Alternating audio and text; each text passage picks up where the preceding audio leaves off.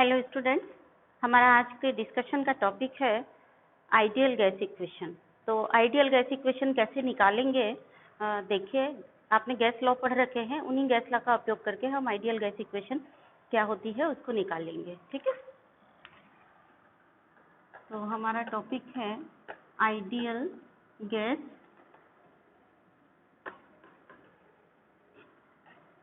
Equation. हमने पढ़ा है हमारे गैस को मेजर करने के लिए, यानी मेजरेबल प्रॉपर्टीज ज़्यादातर जो यूज होती हैं न्यूमेरिकल प्रॉब्लम्स वगैरह में चार हैं, P, V, N and T.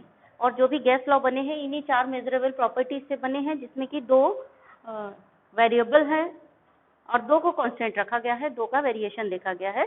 इस तरह से कई गैस लॉ जो बने हैं। तो कौन कौन से गैस लॉ आपने पढ़े हैं? अभी आपने एवोगैड्रो लॉ पढ़ा है, चार्ल्स लॉ पढ़ा है एंड बॉयल्स लॉ पढ़ा है। ठीक है ना। एवोगैड्रो लॉ क्या कहता है? एवोगैड्रो लॉ कहता है उन चार में किसका किसका रिलेशन है? V is directly proportional to N when क्या कांस्टेंट है? P and T is constant. Short में हो गया। अगर आपको पूछा गया है एवोगैड्रो लॉ, शॉर्ट में बस इतना याद करिए, और स्टेटमेंट तो आप बना ही सकते हैं। स्टेटमेंट क्या हो गया? for constant pressure and temperature, volume is directly proportional to number of moles of the gas. ठीक है। दूसरा है चार्ल्स लॉ, तो V is directly proportional to T when V और T ले लिया तो बचा क्या? प्रेशर कांस्टेंट है and for a fix amount of gas, यानी P and N is constant. ठीक है। एंड बॉयल्स लॉ कहता है V is directly proportional to P when, जब V और P लिया है तो इन चार में दो कौन बच गए? At constant temperature and fix amount of gas, यानी temperature and amount is constant, यानी T and N is constant. ठीक है, ये पढ़ा है आपने। अब कंबाइंड लॉ, गैस लॉ, हम कंबाइंड गैस लॉ का मतलब क्या हुआ? इन सबको मिला दे, तीनों इक्वेशन को मिला दे तो कंबाइंड गैस लॉ बनेगा, जिसको हम कैसे लिखेंगे?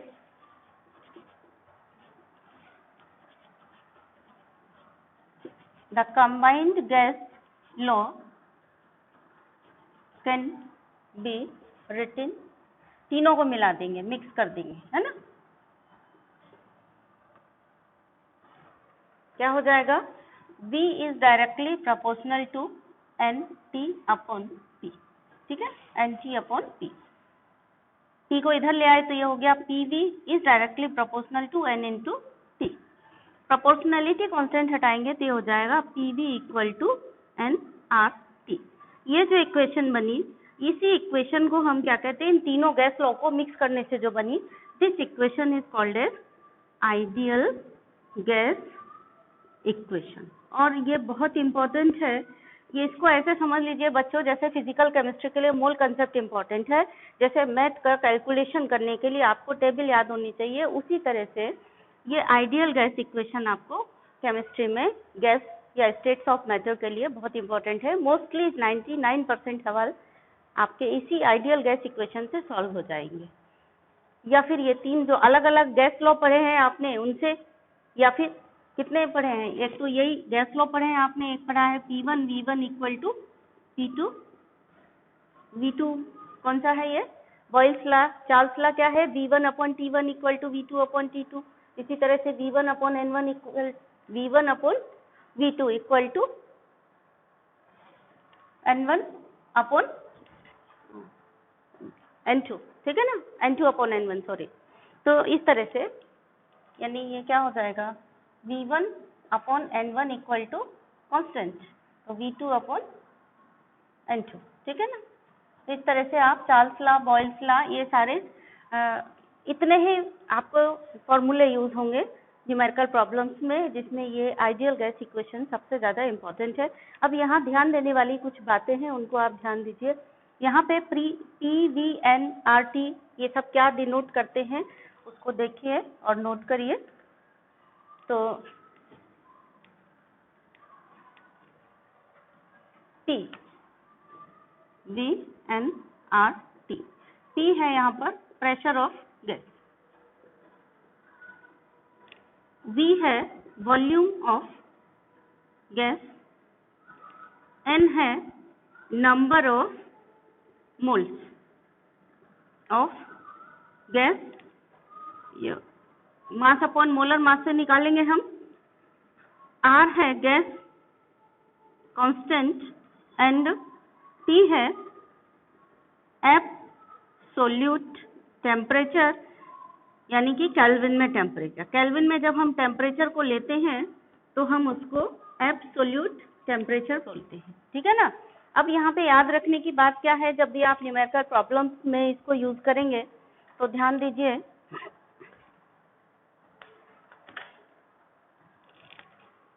प्रेशर को हमेशा एटीएम में लीजिए।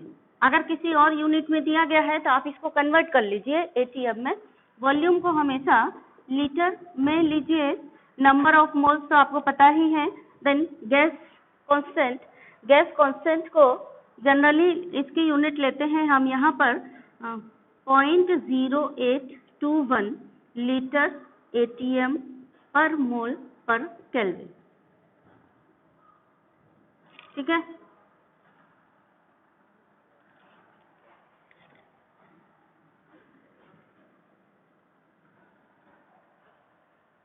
नंबर ऑफ मोल्स तो मोल्स में ही होते हैं, इनकी यूनिट तो मोल्स ही होती है। गैस कांस्टेंट की यूनिट क्या है, 0.0821 लीटर एटीएम पर मोल केल्विन। और ये टी टेम्परेचर हम काय में लेंगे, हमेशा केल्विन में लेंगे, ध्यान रखेंगे। अगर डिग्री सेंटीग्रेड में दिया है तो हम इसको केल्विन में चेंज करके फिर इसको कैलकुलेशन में यूज करेंगे। तो ये चीजें थोड़ी सी आप याद रखिए। वैसे यूनिट कन्वर्जन हमने आपको बताया है पिछले उसमें, तो नहीं तो आप यूनिट कन्वर्जन पे जरूर ध्यान दीजिए कि कैसे हम किस में कन्वर्ट करेंगे। किसी और यानी बार में दिया है या फिर हमें पास्कल में दिया है प्रेशर, या फिर टॉरिसेली में दिया है, तो हम इसको कैसे चेंज करेंगे। ये सब अलग अगर प्रेशर की यूनिट है तो हम उसको पहले एटीएम में कन्वर्ट करें, क्योंकि आर की वैल्यू हम लीटर एटीएम रखेंगे, इसलिए फिर हम आगे बढ़ेंगे। इसी तरह से जो वॉल्यूम दिया है किसी भी, और ज़्यादातर डेसीमीटर क्यूब में दिया जाता है या लीटर में दिया जाता है, कभी कभार ml और सेंटीमीटर क्यूब में भी दिया जाता है। तो वॉल्यूम की यूनिट का कन्वर्जन आपको पता होना चाहिए कि हम इसको लीटर में या ml में कैसे कन्वर्ट करके लिखेंगे। यहाँ पर आप लीटर में ही लेना, वैसे ml और सेंटीमीटर क्यूब वगैरह में भी दिया जा सकता है, डेसीमीटर क्यूब में भी दिया जा सकता है। यहाँ कुछ लगाना पड़ेगा तुमको, टूटी है ना खिड़की, यहाँ से वो आ जाती है, चिड़िया आ जाती है, ठीक है।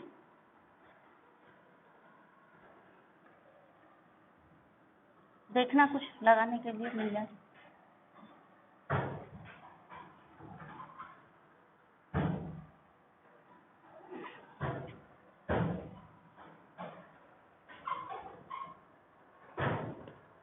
तो आइए देखते हैं, अगर हमारी यूनिट कोई दूसरी दी गई है तो हम उसको अपने हिसाब से कैसे कन्वर्ट कर लेंगे, ठीक है। अगर यूनिट दी गई है हमको, यानी कि वॉल्यूम की यूनिट्स का कन्वर्जन हम कैसे करेंगे।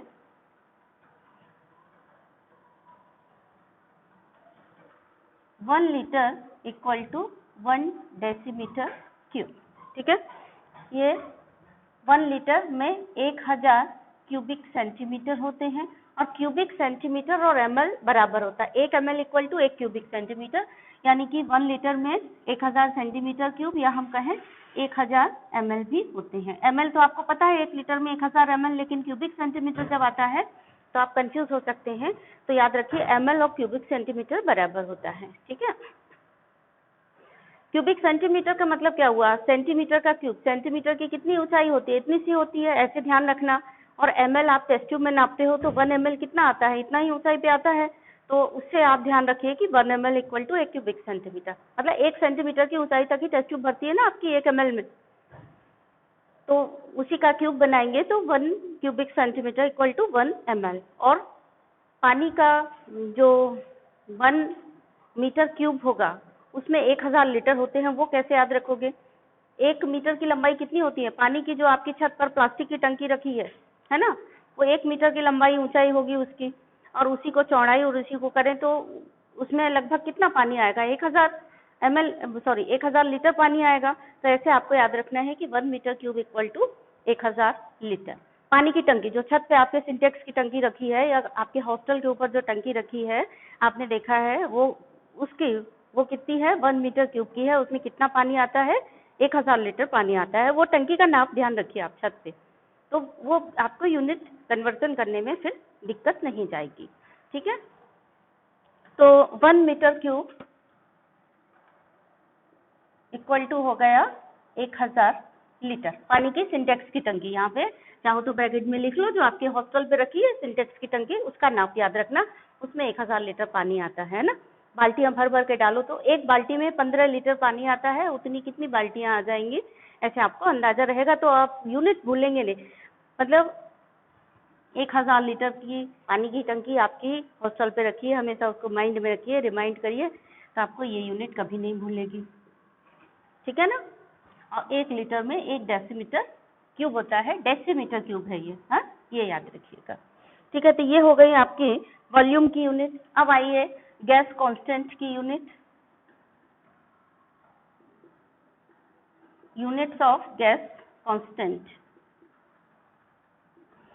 गैस कांस्टेंट की कई यूनिट यूज होती हैं, कभी कहीं कुछ वैल्यू लिखी मिलेगी आपको, कहीं कहीं कुछ मिलेगी, तो आप ये मत सोचिए कि आपको गलत बता दिया गया है, उसकी कई जगह अलग अलग वैल्यूज होती हैं, वो यूनिट पर डिपेंड करती है वैल्यू, तो वो आपको याद रखना है। एक वैल्यू हमने आपको बताई थी, R इक्वल टू अभी की अभी बताई थी 0.0821 लीटर ATM पर मोल केल्विन। ठीक है, और ये वैल्यू होती है 8.314 जूल पर मोल केल्विन। यानी कभी हम R की वैल्यू ये लिख सकते हैं, कभी हम R की वैल्यू, देखो दोनों में यूनिट अलग अलग है, 0.0821 ली है तो लीटर ATM पर मोल पर केल्विन है, और 8.314 ली है तो जूल पर मोल पर केल्विन है। इसी को हम अर्ग में भी ले सकते हैं, तो ये होगी 8.314 इंटू 10⁻⁷ अर्ग पर मोल पर केल्विन। इसको हम कैलोरी में भी ले सकते हैं, तो अप्रोक्सीमेट 2 कैलोरी पर मोल पर केल्विन ये हो सकती है। ठीक है, इतनी यूनिट्स हो सकती हैं। अभी इसमें आपको क्या ध्यान रखना है, जो एनर्जी से रिलेटेड यूनिट्स हैं उस समय हम R की वैल्यू किस में लेते हैं, जूल में लेते हैं। यानी थर्मोडायनेमिक्स प्योरली एनर्जी पर बेस्ड चैप्टर है, उसमें R की वैल्यू आपकी हमेशा 8.314 ली जाएगी। कहाँ पर, एनर्जी रिलेटेड प्रॉब्लम्स में। ठीक है, या हम कह सकते हैं थर्मोडायनेमिक्स में। ये वाली R की वैल्यू रखेंगे, कौन सी रखेंगे, 8.314 रखेंगे थर्मोडायनेमिक्स में R की वैल्यू। जहाँ पे हम सॉल्यूशन की बात करते हैं, जैसे आप 12th में अभी सॉल्यूशन चैप्टर पढ़ेंगे, तो सॉल्यूशन की चैप्टर में आपको R की वैल्यू वहाँ पे ये ध्यान देना है, अगर आपने प्रेशर ATM में लिया है या बार में लिया है, तो एक बार एक ATM के लगभग बराबर होता है, तो R चाहे आप बार में लें चाहे ATM में लें, वहाँ पर आप बार को ATM में कन्वर्ट करेंगे तो इक्वल ही आ जाएगा लगभग। तो R की वैल्यू 0.0821 लीटर ATM ये रखी जाती है सॉल्यूशन में, या फिर आप अभी यहाँ जहाँ यूज कर रहे हैं इसमें भी, जब प्रेशर ATM में है, तो when pressure is in ATM और बार, तब आप ये यूनिट रखेंगे। अगर प्रेशर ATM और बार में नहीं है तो आप उसको कन्वर्ट करिए ATM या बार में और इसको रखिए, क्योंकि ये हमने मान लिया है कि 1 ATM equal to 1 bar, actually होता नहीं है, 1 ATM इक्वल टू 0.987 बार होता है, जो कि लगभग अप्रोक्सीमेट काय के बराबर हो गया, 1 ATM approx equal to approx अगर लेंगे तो ये 1 बार के बराबर हम इसको ले सकते हैं। ठीक है, तो ध्यान रखेंगे प्रेशर को ATM में ही रखेंगे, और उस समय हम फिर R की यूनिट लीटर ATM पर मोल पर केल्विन यूज कर लेंगे। ठीक है,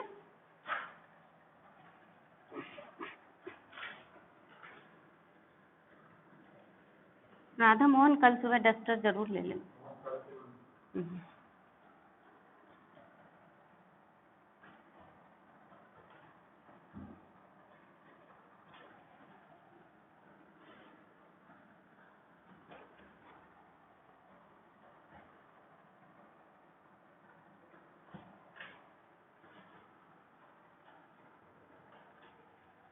चलिए, अब अगर हमें प्रेशर किसी दूसरी यूनिट में दिया गया है तो हम प्रेशर को कैसे कन्वर्ट करेंगे, already it has been discussed to you, but I am again repeating. इस फॉर्मूले के साथ मैं रिपीट कर रही हूँ इसलिए कि आप कहीं भूले नहीं और इसको ही हमेशा रिमाइंड रखें। अगर आप ये चीज़ याद रखेंगे, आज जितनी भी आपने पढ़ी है, तो आपको स्टेट्स ऑफ मैटर के सॉल्यूशन करने में यानी न्यूमेरिकल प्रॉब्लम्स को सॉल्व करने में कोई दिक्कत नहीं होगी। और कल आपको अपने साथ टेक्स्ट बुक लेकर के बैठना है। कल हम लोग केवल न्यूमेरिकल प्रॉब्लम्स की ही प्रैक्टिस करेंगे, ठीक है। तो चलिए, देन नेक्स्ट है यूनिट्स ऑफ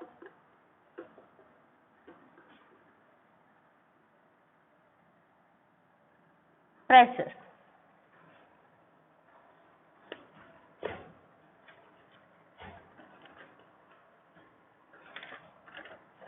तो प्रेशर की यूनिट हम देखेंगे तो 1 atm इक्वल टू 0.987 डर गए हो? हाँ ठीक, ठीक, बस ठीक है। 1 atm equal to 0.987 bar. Then 1 atm equal to 760 mm Hg, ठीक है। या फिर ये 760 टॉरी-सेली के बराबर भी होगा। टॉर लिखते हैं शॉर्ट में, है ना। बच्चे पूछते हैं टॉर क्या है, ये तो टॉर याद रखिए प्रेशर की यूनिट है। 12th में सॉल्यूशन चैप्टर पढ़ेंगे तो ऐसे टॉर करके भी क्वेश्चन दिया है। ज्यादातर तो दूसरे यूनिट्स में दिया है, पर एक दो क्वेश्चन टॉर करके भी दिए हैं, तो बच्चे वही कंफ्यूज हो जाते हैं कि टॉर क्या है। एक अजीब सी चीज है, पहली बार देखिए, तो अभी से ध्यान करो कि टॉरी-सेली ये भी एक प्रेशर की यूनिट है, ठीक है ना। देन अगर सेंटीमीटर Hg में करेंगे तो 76 cm Hg, ये होगा 1 atm के बराबर। एंड अगर पास्कल में देखेंगे तो 1 atm इक्वल टू होता है 101/325 पास्कल, ठीक है। हमने ऐसे याद करा है, ऐसे ही आप याद रखिए 101/325। 1 atm इक्वल टू 101/325। या फिर अगर इसको पॉइंट में कन्वर्ट करना है साइंटिफिक नोटेशन में तो 1.01325 इंटू 10⁵ इतना लंबा तो मुझे तो याद नहीं होता है, आपको याद होता है तो करिए। बेस्ट तरीका है 101/325 पास्कल, ठीक है ना। और अगर इसको kPa में करेंगे तो इसको क्या करेंगे, 1000 से डिवाइड कर देंगे, तो यही 1 atm इक्वल टू क्या हो जाएगा, 101/325 divided by 1000 kPa, kilo pascal हो गया अब ये, यानी 101.325 kPa। ये हो गई आपकी प्रेशर की यूनिट, जिनमें आप एक दूसरे को कन्वर्ट कर सकते हैं। तो ये सारा यूनिट याद रखिए। यूनिट कन्वर्जन आपका सही होगा अगर, तो न्यूमेरिकल प्रॉब्लम में आंसर अपने आप सही निकल आएगा, ठीक है। बेसिक चीज आपको यह याद रखनी है। तो ये तो हुआ आइडियल गैस इक्वेशन। अब हम लोग डिस्कस करेंगे Dalton's law of partial pressure, ठीक है। ये भी बहुत इंपॉर्टेंट है, 12th में सॉल्यूशन चैप्टर पढ़ेंगे, उसमें Dalton's law of partial pressure की जरूरत पड़ेगी आपको। और अभी भी बहुत सारी जगह आपको Dalton's law of partial pressure की जरूरत पड़ेगी।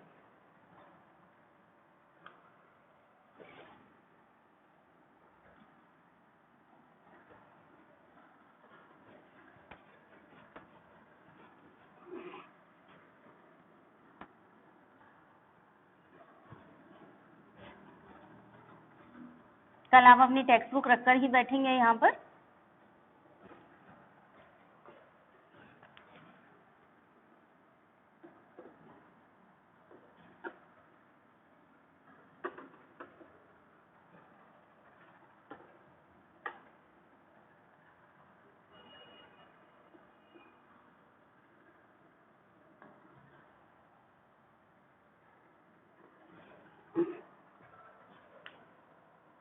Dalton's law of partial pressure ये कहता है कि अगर हमने किसी कंटेनर में नॉन इंटरेक्टिंग गैसेज ली हैं, नॉन इंटरेक्टिंग गैसेज का मतलब क्या हुआ कि वो गैसेज आपस में केमिकल रिएक्शन नहीं करती हैं, तो हम उनको क्या कहेंगे, नॉन इंटरेक्टिंग गैसेज कहेंगे।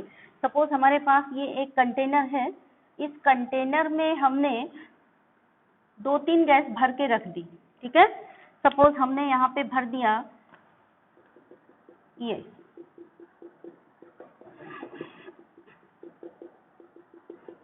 ये हो गए गैस 1, ठीक है। हमने यहाँ पे एक और गैस डाल दी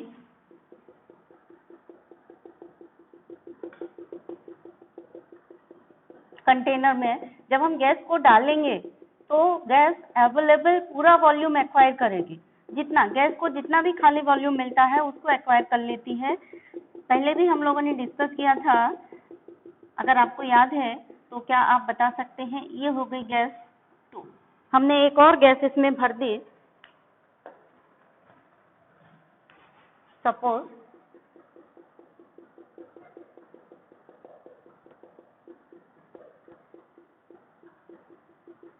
ये हो गई हमारी गैस 3। 3 गैसेस हमने भर दी और ये हो गई गैस 3। और कंडीशन क्या है? ये तीनों गैसेस कैसी हैं? नॉन इंटरेक्टिंग हैं, ये आपस में केमिकल रिएक्शन नहीं करती हैं, नॉन इंटरेक्टिंग, ठीक है। तो जब 3 नॉन इंटरेक्टिंग गैसेस या कितनी भी नॉन इंटरेक्टिंग गैसेस ले लेंगे तो जो कंटेनर है, कंटेनर का जो टोटल प्रेशर है वो 3 जितनी भी गैसेस हमने ली हैं, जितने भी गैसेस कंपोनेंट्स उस कंटेनर के अंदर भरे हैं, उनके पार्शियल प्रेशर के टोटल के बराबर होगा। ये है Dalton's law of partial pressure, ठीक है। यहाँ पर पहली बात आपको क्या ध्यान रखनी है, जो गैस है, गैस 1 का वॉल्यूम कितना है? कंटेनर का वॉल्यूम सपोज दी है,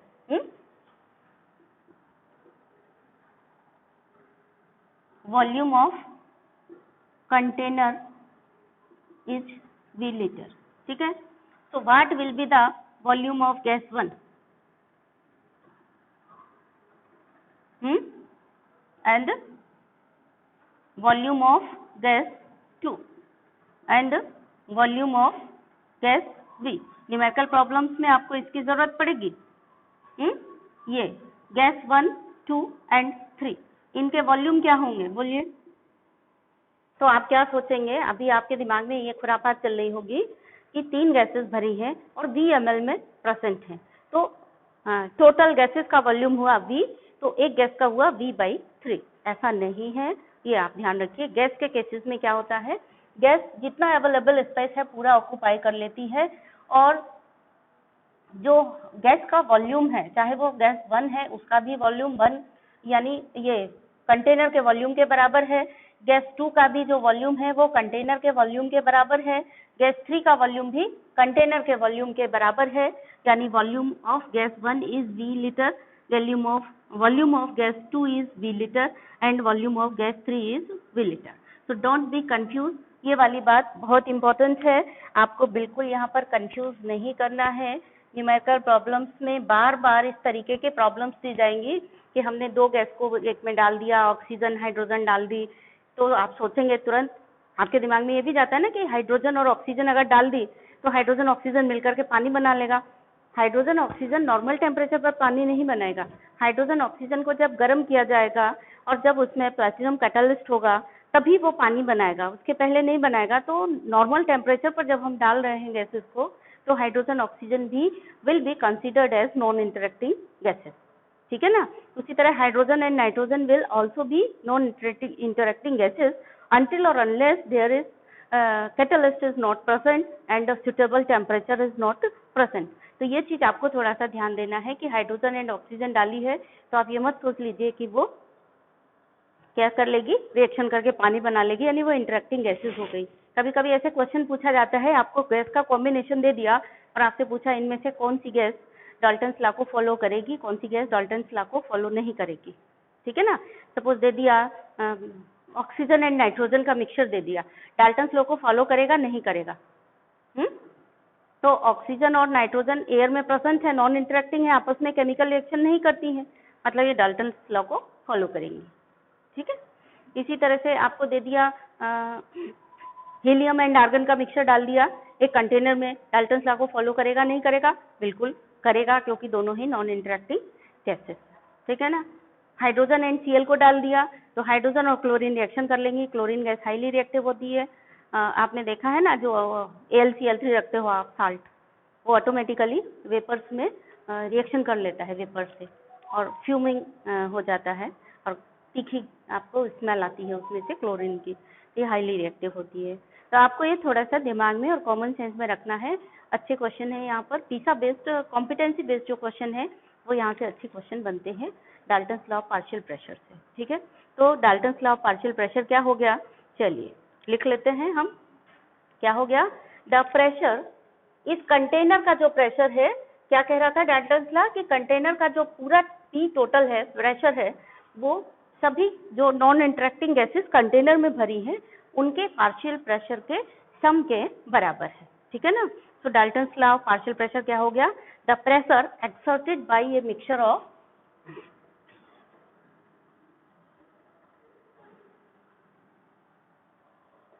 exerted by a mixture of non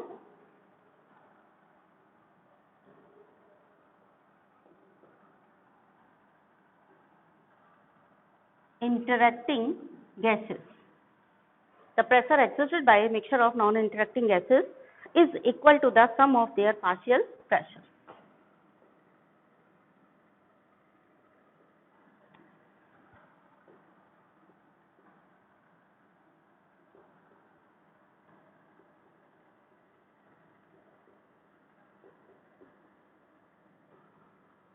Sum of their partial pressure या their individual partial pressure. ठीक है, तो यहाँ पर हो गया P total is equal to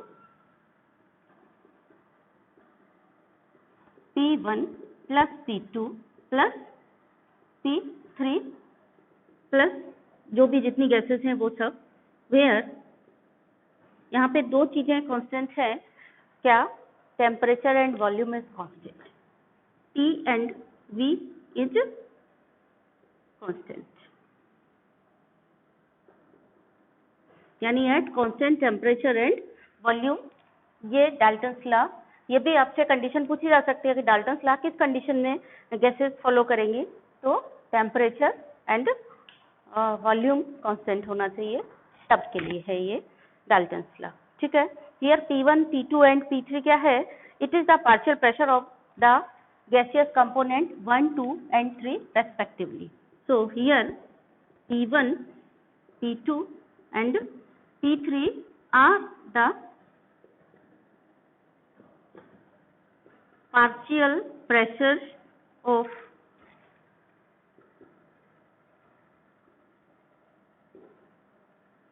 gaseous components 1, 2, 3 respectively.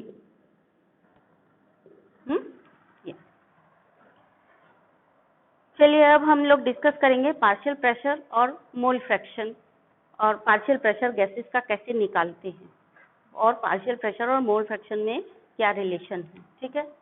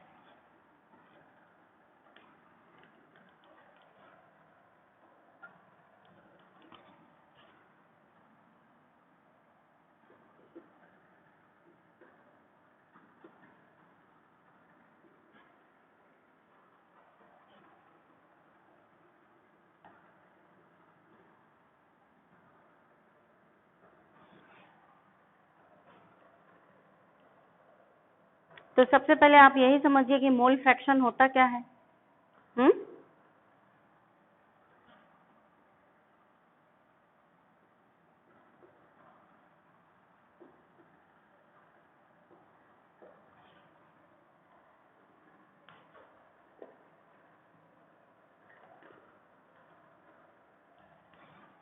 Mole fraction होता क्या है?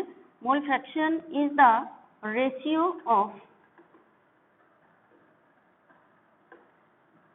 Number of moles of one component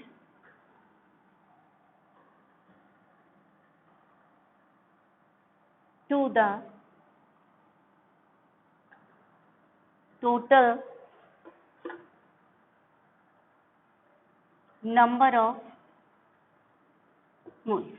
ठीक है, सपोज ये जो मिक्सचर था इसी में अगर हम देखें कि कंपोनेंट 1 का मोल फ्रैक्शन क्या होगा, तो हम क्या लिखेंगे? मोल फ्रैक्शन कंपोनेंट 1 यानी x1 हमने मान लिया कि x1 ये काहे के बराबर होगा? n1 upon n, n1 upon n के बराबर होगा।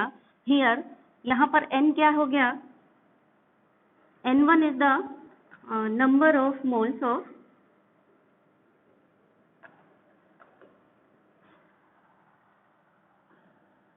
गैस 1 ठीक है, and n is equal to n1 plus n2 plus n3। ठीक है, यानी जितनी भी गैस थी, सपोज कंटेनर की बात करें तो कंटेनर में 3 गैसेस थी, तो हमने मान लिया कि कंटेनर में सेकंड गैस का कंपोनेंट मोल, सेकंड गैस कंपोनेंट का जो मोल है, नंबर ऑफ मोल्स वो n2 है, एंड थर्ड का नंबर ऑफ मोल्स है वो n3 है। तो टोटल नंबर ऑफ मोल्स हो गए n1 plus n2 plus n3। ठीक है, तो ये हो गया मोल फ्रैक्शन। अब सपोज ये मोल फ्रैक्शन की सहायता से हम पार्शियल प्रेशर कैसे निकालेंगे किसी भी गैस का, यानी कंटेनर में जो गैस है उसका पार्शियल प्रेशर कैसे कैलकुलेट किया जाता है, कैसे निकलता है, उसको हम देखते हैं। तो सब मान लेते हैं हम यहाँ पर कि सपोज एक मिक्सचर है दो गैसेस का, ए एंड बी गैसेस हैं और उनके partial pressure P A and P B है, and their partial pressure in vessel that is PA and PB and the volume of the vessel is V। ठीक है ना, suppose हम ये मान लेते हैं कि एक वॉल्यूम है, V वॉल्यूम का वेसल है, इसका वॉल्यूम V है, और यहाँ पे हमने दो गैसेस डाल रखी हैं, नॉन इंटरेक्टिंग गैसेस। एक गैस A है और एक gas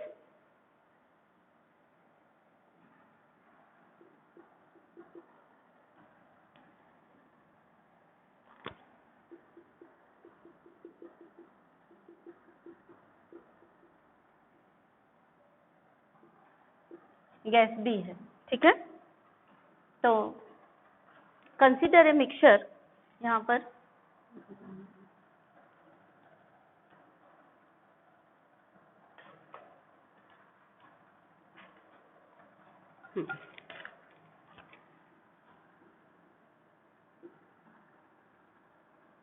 consider a mixture of two gases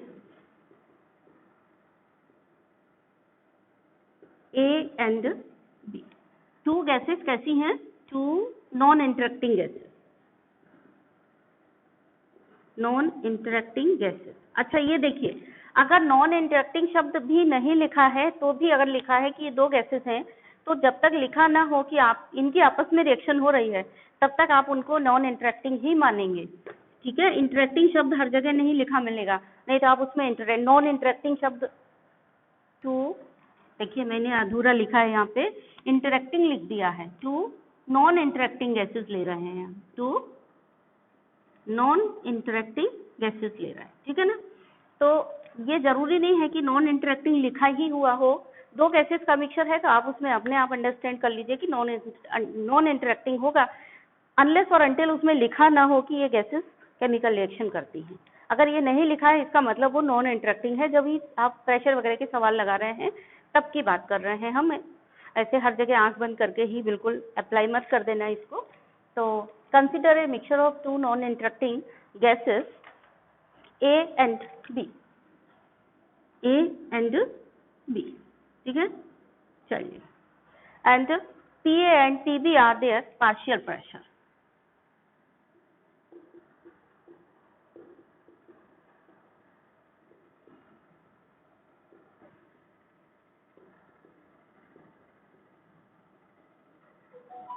PA and PB are their partial pressures in a vessel of volume V.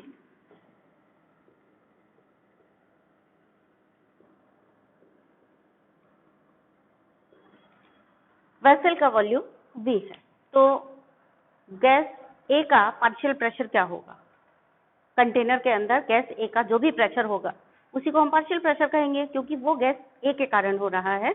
तो इसको हम देखेंगे P A इक्वल टू क्या है,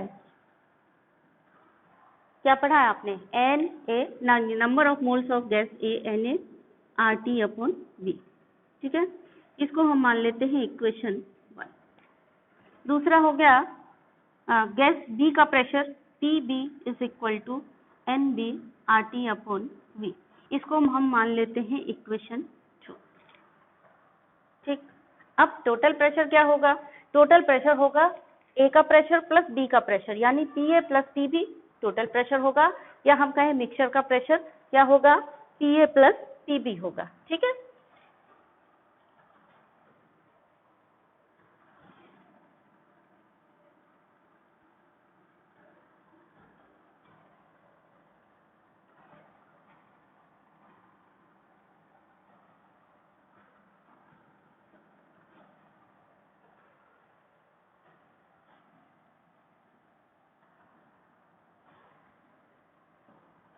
तो P मिक्सचर या P टोटल,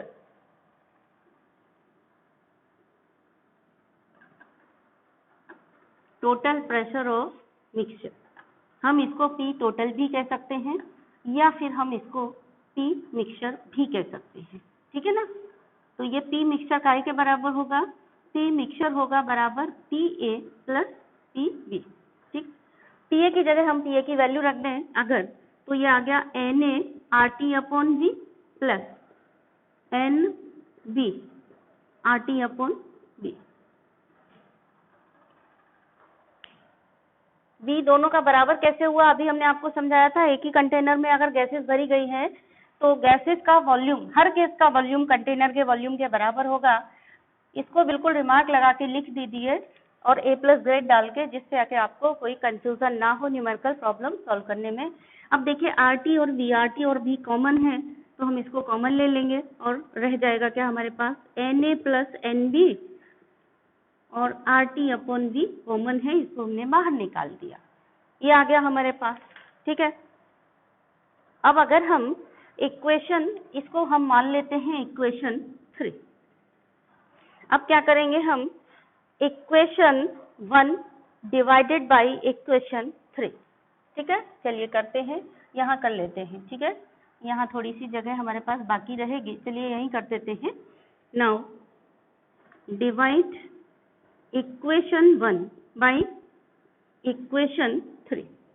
इक्वेशन 1 क्या थी आपकी? ये वाली,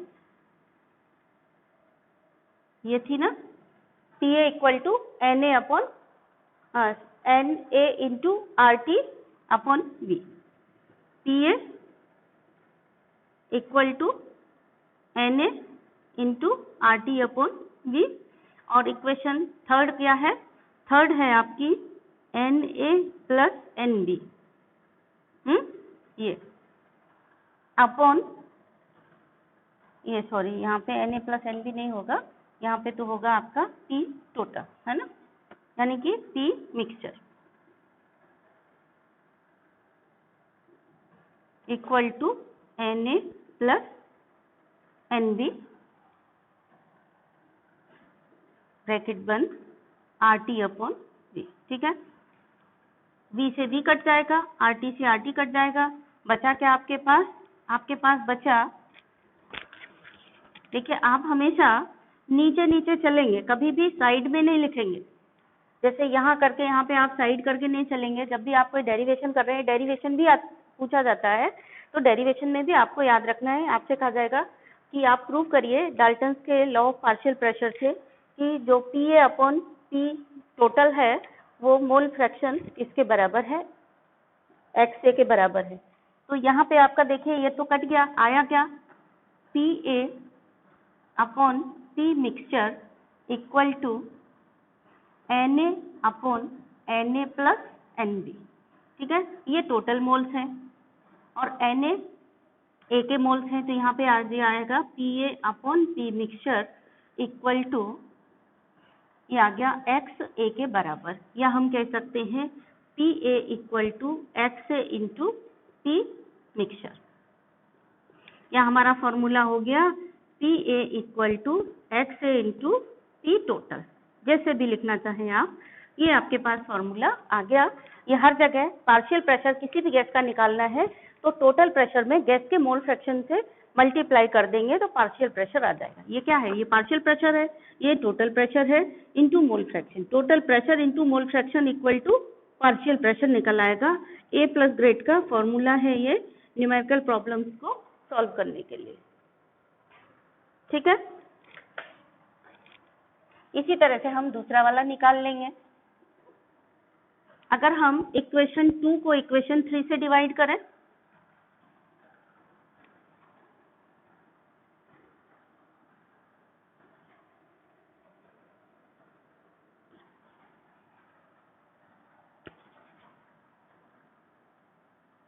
डिवाइड इक्वेशन 2 बाई इक्वेशन 3, तो हमें क्या मिलेगा, NB, क्या था ये,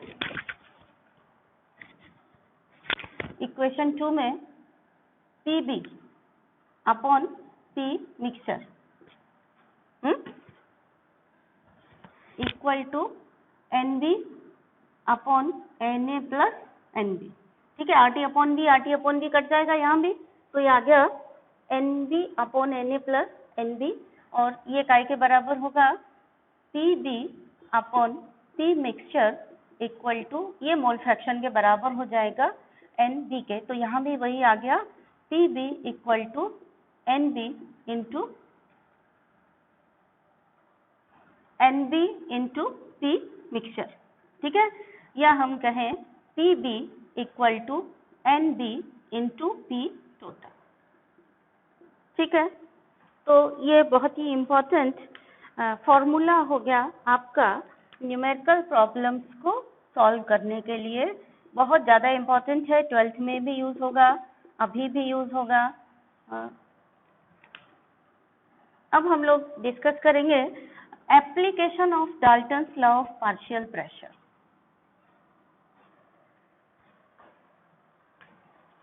तो आइए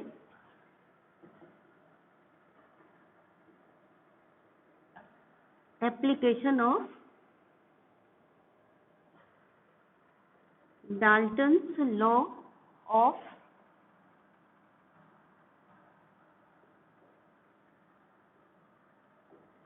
पार्शियल प्रेशर। ठीक है,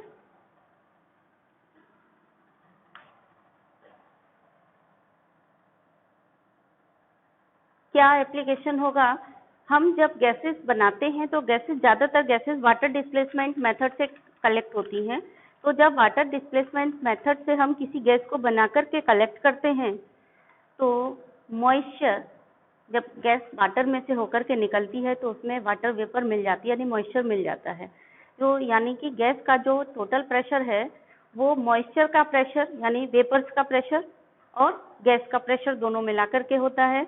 तो हम डाल्टन्स का law of partial pressure use करके हम जो गैस P टोटल है, P टोटल में से गैस का प्रेशर प्लस मॉइस्चर का जो भी प्रेशर है यानी वाटर वेपर का प्रेशर है मिला करके जोड़ देते हैं, तो हम यानी कि प्योर गैस का प्रेशर कितना है वो निकाल लेते हैं। कैसे निकलेगा देखिए। ठीक है, application of Dalton's law of partial pressure लिख लिया आपने, तो देखिए इन calculating the pressure of gas, कहाँ होता है, इन calculating the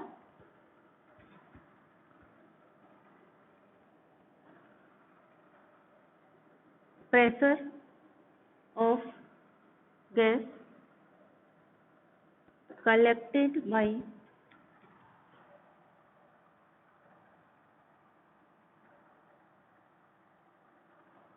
water displacement method।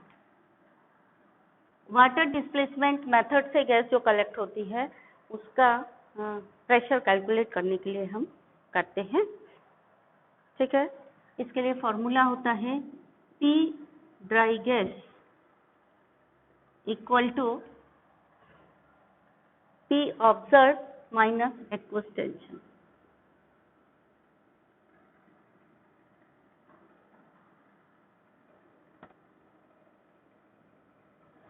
Aqueous tension ही वाटर वेपर का जो वेपर प्रेशर है वही होता है। ठीक है ना, तो एक्वस टेंशन यहाँ पर क्या है, एक तो ये इम्पोर्टेंट फॉर्मूला हो गया आपके लिए, इसको याद रखिए।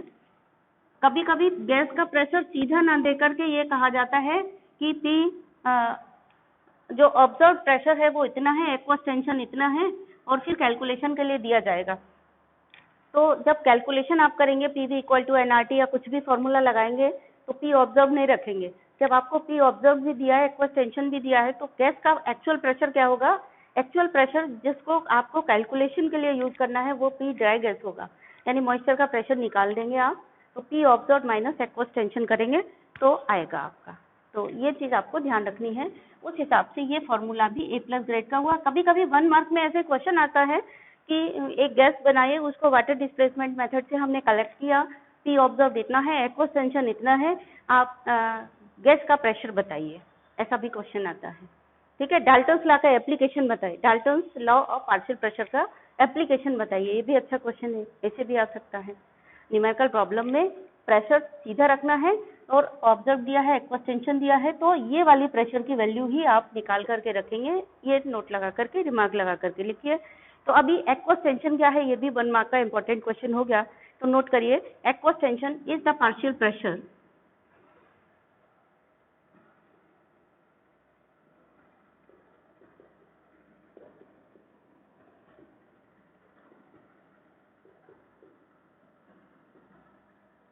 aqueous tension is the partial pressure of water at constant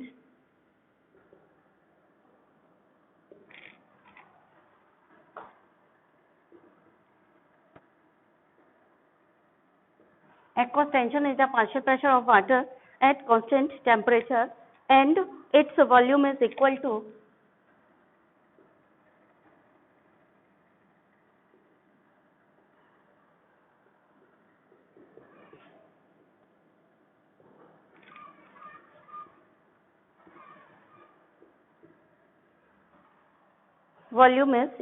vapor pressure of water at that temperature.